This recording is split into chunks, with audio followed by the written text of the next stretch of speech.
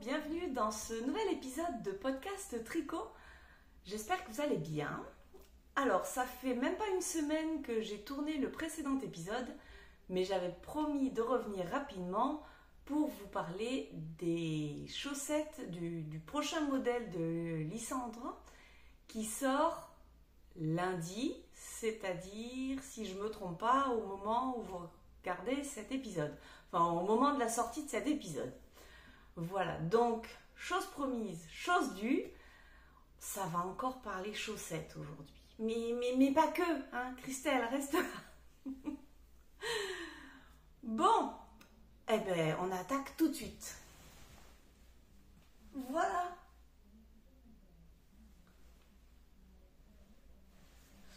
Bon, je les enlève et je reviens vous en parler plus en détail. Au passage, j'ai oublié de me présenter. Pour les nouveaux et nouvelles, je m'appelle Florence, Flo du Var sur Ravelry, sur lequel vous pouvez trouver toutes les informations sur mes tricots, parce qu'en principe, je mets à jour mes fichiers. Et Flo du Var aussi sur Instagram, quand je mets à jour tout ça. Bon alors, j'ai eu la chance de participer à un test de chaussettes pour Lysandre, les chaussettes Célébration, que voici, que voilà. Et j'étais bien contente. Donc, c'est un... Ouais, on les voit pas mal là. On voit pas mal, mais... Alors, je bloque pas mes chaussettes parce que je trouve que ça détend trop... ça détend trop le tissu, mais voilà, une fois que c'est sur la cheville, ça donne ça. Voilà. Donc, ce sont des chaussettes qui commencent par les côtes, petite côte torse. Ensuite, on a une jolie tige en dentelle. Alors, moi, j'ai choisi de faire 2 fois le motif de dentelle. C'est comme vous voulez. Si vous préférez une chaussette plus courte, vous vous arrêtez là avant de faire le talon. Et puis si vous voulez une chaussette beaucoup plus longue, vous en rajoutez un 3e. Hein. Rien ne vous empêche de le faire. Dentelle très simple, avec juste des jetés, des mailles doubles, des mailles tricotées, 2 mailles tricotées ensemble et des GGT. Donc modèle très classique. Et voilà. Et on voit bien... c'est facile de se repérer. Parce que bon, vous voyez, les jetés s'alignent. Donc quand il y a une petite erreur, on arrive facilement à se repérer. Donc la chaussette sur les 2 côtés. Ensuite, nous arrivons au talon. Un joli talon fait à base de torsades. Mais des torsades qui peuvent se réaliser sans aiguille auxiliaire. Donc... ce qui fait, je pense, gagner beaucoup de temps parce que il y en a quand même pas mal. Mais voilà. Et c'est une grille à chaque fois qui est indiquée pour la dentelle et le talon. Mais on se repère très facilement. Donc, un joli talon. Ensuite, nous avons des diminutions pour former le gousset. Et à partir de là, le motif de dentelle ne se réalise que sur le dessus du pied, le dessous étant en jersey tout simple. Voili voilou.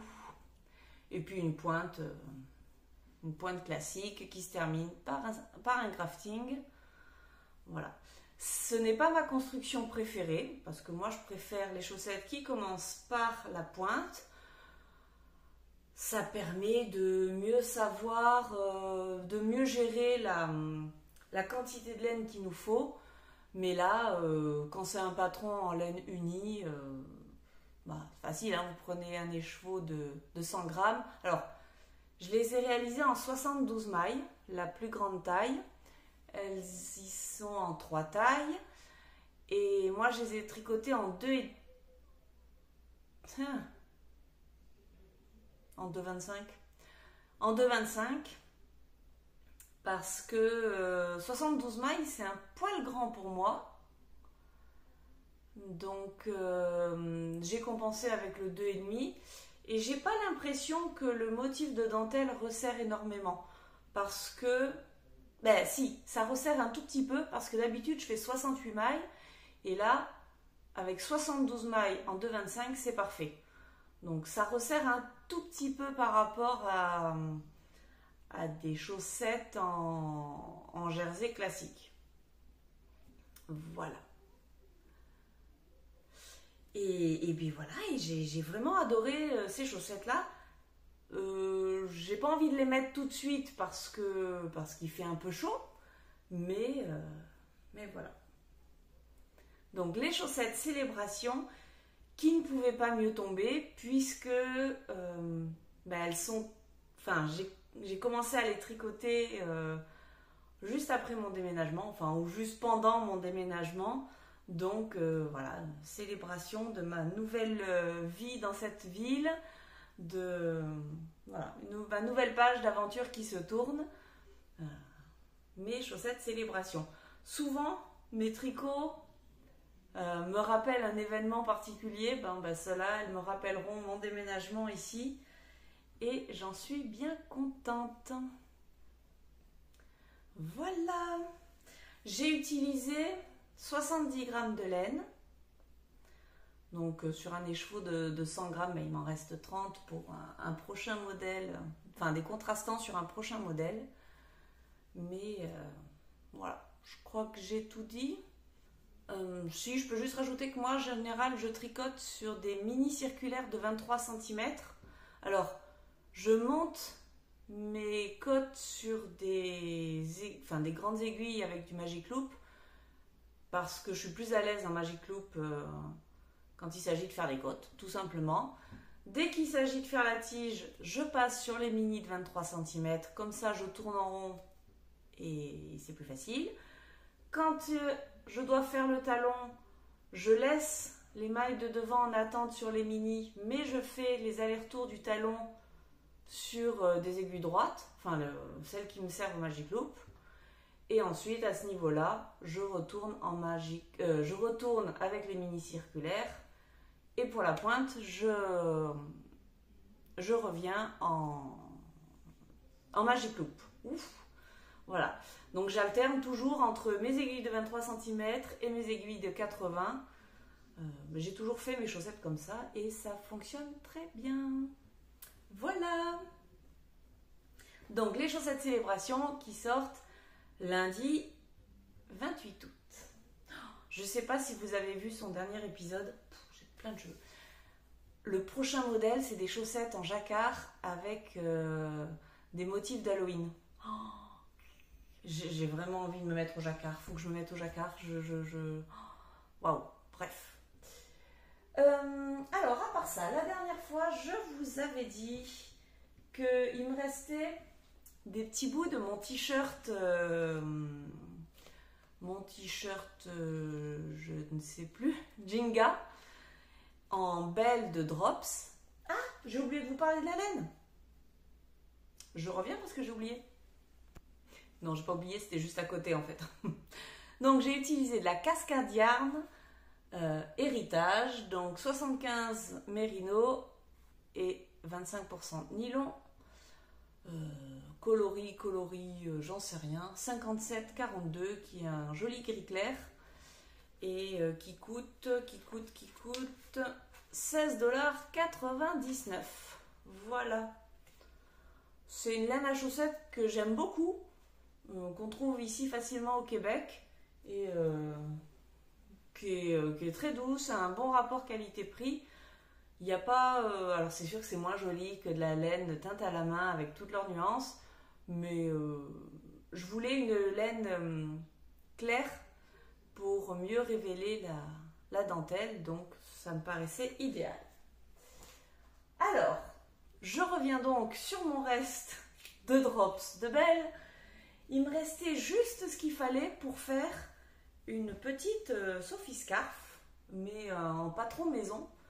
Voilou. Alors, ouais, c'est noir, on voit pas grand chose. Elle paraît comme ça très déjaugée, mais c'est parce que c'est noir sur fond blanc. mais en vrai, ça va très bien. Donc je l'ai tricoté cette fois-ci en 4, comme c'est indiqué sur l'étiquette, parce que de toute manière, c'est comme un petit foulard, donc j'ai pas de... Il n'y a pas d'échantillon à respecter, ça fait la taille que ça veut. J'ai juste bien pesé mon restant, fait des augmentations d'un côté, et quand j'arrive au milieu, j'ai attaqué les diminutions. Voilà. C'est un modèle... alors moi, je me sers du patron The Simple Thing, je crois, dont je vous mettrai les références en dessous. Et je m'en sers uniquement pour le début, quand il s'agit de faire... On voit rien, hein, quand c'est noir, noir c'est noir, hein. Juste quand il s'agit de commencer l'i-cord. Voilà, de commencer l'i-cord et de me rappeler comment on met en place l'i-cord, mais franchement, j'en ai pas franchement besoin. Et puis donc, ça me fait mon petit foulard pour les matins frisqués. Très logique avec mon débardeur aujourd'hui. Mais voilà, petit foulard passe-partout qui va être en pourpoint au fond de mon sac, mais très utile. Voilà. Donc, j'adore parce que il m'est resté juste ça. Voilà. Donc là, j'ai même pas... je crois que j'ai 50 cm à tout casser. Projet idéal, laine utilisée jusqu'au bout, j'adore. Je ne parlerai pas d'autres chaussettes parce qu'elles n'ont pas... les chaussettes rayées rouges n'ont pas avancé. Mais par contre, fallait que je... justement, j'ai fait beaucoup de chaussettes ces derniers temps. Fallait vraiment que je change de tricot. J'étais pas encore prête à commencer mon pull, mais là, ça y est, voilà. Je pense que je vais m'y mettre bientôt. Mais je vous avais parlé que je voulais commencer une couverture. La couverture, alors Vivid, je ne sais pas comment ça se prononce. Moi, je vais dire Vivid à la française. C'est un modèle de Think and Knits et il s'agit de grands carrés avec un motif de dentelle. Voilà. Donc, j'ai fait un essai. Ah ben voilà. J'ai fait un essai parce que donc je veux faire une couverture. J'ai choisi le modèle parce que ça fait des grands carrés qui se répètent. Donc il n'y a pas de problème d'échantillon, que ça corresponde et tout ça. Ça va, comme c'est toujours le même carré à reproduire, ça va bien s'aligner, ça va être parfait. Dans l'idéal, je voudrais faire une couverture pour mettre sur mon lit, pour protéger mon lit vous savez, des fauves poilus là, ceux que j'ai laissés de l'autre côté de la porte pour être tranquille. Voilà. Mais bon, c'est vrai qu'une couverture pour un lit, c'est tout de suite un budget. Donc, j'ai décidé de prendre un fil acrylique. Voilà. Je ne suis pas allergique à l'acrylique comme certains. Je trouve que pour certains projets, ça se justifie. C'est sûr que j'aurais préféré une jolie laine, c'est plus agréable. Mais d'un autre côté, une couverture vraiment en laine, c'est plus lourd, ça tient plus chaud. Alors, ce qui est bien, mais moi, quand il fait vraiment froid, je sors la couette, j'ai plus besoin de couverture. Donc, voilà, c'est plus lourd, c'est plus cher, peut-être plus difficile à nettoyer si j'ai besoin de la laver. Donc finalement, je me suis dit que l'acrylique, ça irait très bien. Et puis j'ai trouvé dans cette gamme-là les couleurs qui me conviennent. Donc Bernat Premium. Alors, je ne sais pas exactement, par rapport au métrage, là, il y a quasiment 200 grammes, 330 mètres. Mais pour l'acrylique, je crois que ça ne fonctionne pas. On ne peut pas le justifier comme ça. Ça se tricote en 5. Et puis voilà. Donc j'ai choisi du noir, du blanc, gris foncé, gris moyen. Je sais pas si j'ai un gris clair ou pas. Gris foncé. Bon bref, j'ai noir blanc, j'ai 2 tons de gris, j'ai 3 tons de bleu. Bleu comme ça, bleu vif et bleu clair. Et j'ai un violet. Et je vais les mettre aléatoirement sur la couverture. Et j'ai commencé à tricoter ce premier carré qui est avant d'acheter tout le reste, qui était un essai. Parce que le problème de l'acrylique, c'est que le blocage ne sert pas à grand chose. Et pour la dentelle, ça se révèle un petit peu moins. Donc il fallait quand même que je fasse des essais, voir si c'était convaincant ou pas. Ça, alors attendez, on va commencer par le début, j'aurais dû vous montrer ça. Ça, c'est ce qui sort de mes aiguilles. Voilà. Ça, c'est un carré que j'ai tricoté, que j'ai fini de tricoter ce matin.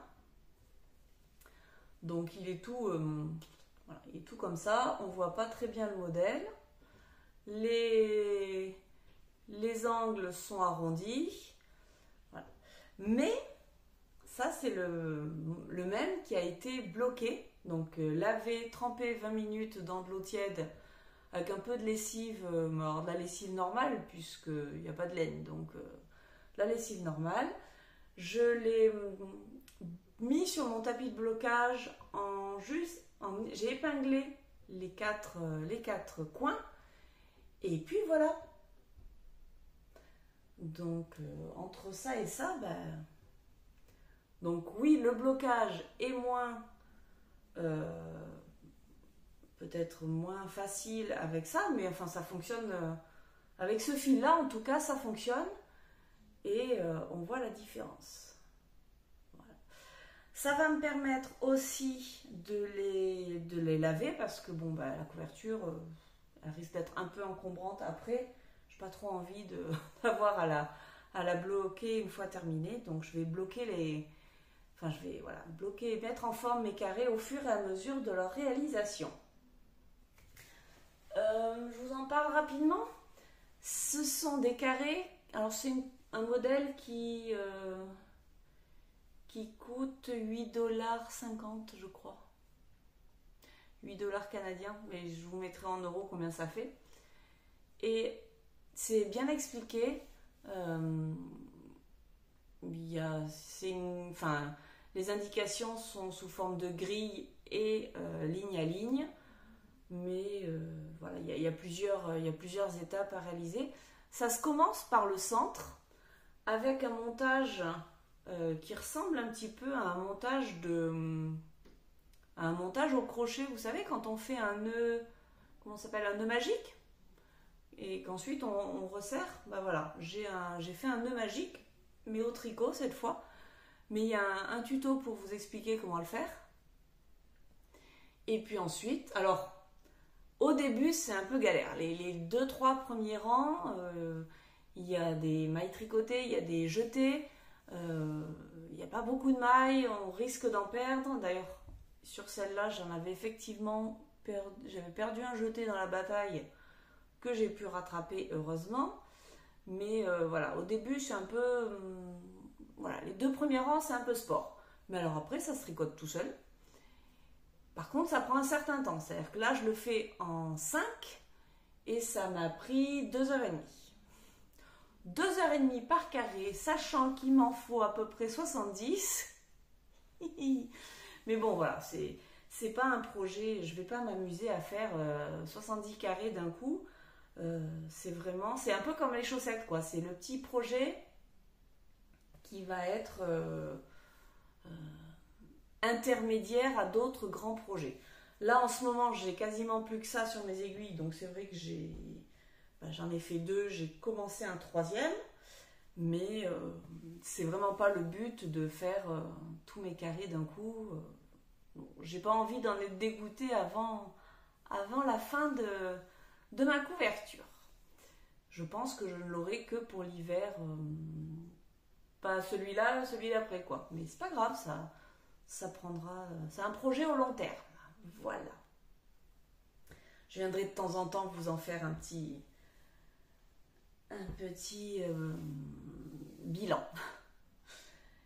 Et ben c'est tout. C'est tout. Donc je vous disais que j'avais très envie de commencer mon pull. Je vais nager dans le bleu et le gris parce que il est aussi dans ces couleurs-là. Je pense que je suis encore un peu en congé prochainement parce que j'ai toujours pas de... Enfin, bref, voilà. Des vacances un peu prolongées. J'avais presque envie de faire un vlogtober au mois de septembre. Parce qu'au mois d'octobre, je sais que j'aurai pas le temps, que j'avais bien aimé le faire l'année dernière. Après tout, je me dis, au lieu de faire un vlogtober, ça sera un vlog september. Voilà. Je sais pas encore. Ça va dépendre des événements de la semaine qui arrivent, qui devraient... Voilà. Bref, qui va être chargé encore. Mais si tout se passe bien, ça me permettrait de tricoter le pull en même temps que vous. Non pas qu'on va le tricoter ensemble. Enfin, s'il y en a qui veulent, ça serait très bien. Mais voilà, comme je pars un peu à l'aventure sur ce projet de pull avec plein de restes, je me dis que si je peux filmer régulièrement... je sais pas ce que c'est ça. Si je peux filmer régulièrement pour vous montrer où est-ce que j'en suis, les étapes et tout ça, ça peut être pas mal. Bon, eh bien, ça sera tout pour aujourd'hui. On se retrouve peut-être début septembre pour un vlog. Et puis sinon, on se retrouve prochainement. Bye bye!